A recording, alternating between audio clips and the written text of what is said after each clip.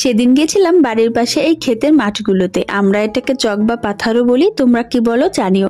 আমি অনেকদিন পর এমন একটা জায়গায় গেছিলাম, আর ওখানকার ফুলকপি আর টমেটোর ক্ষেতগুলো দেখে তো চক্ষু ছানা বড়া। আমরা মূলত গেছিলাম সরিষা শাক তুলতে। এবছর সরিষা শাক খাইনি, আর ঢাকায় গেলে তো এরকম টাটকা শাক আর পাবোও না, কিনে খেতে হবে, তাও মন মতো হবে না, তাই আর কি। ঘুরতে ঘুরতে দেখি কোথাও সরিষা ক্ষেত নেই, যাও বা একটা দেখছে সেটা অনেক দূরে।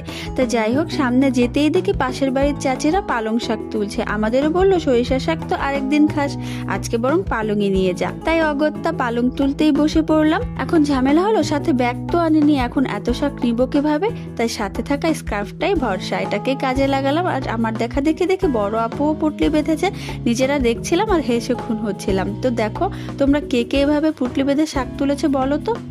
আমরা এই সর্ষে ক্ষেতটায় যেতে চাইছিলাম, কিন্তু আজকে যেহেতু সন্ধে হয়ে গেছে প্রায়, তাই আর যাওয়া হলো না। তো চলো আজকে এখানে বিদায় নিচ্ছি, টাটা।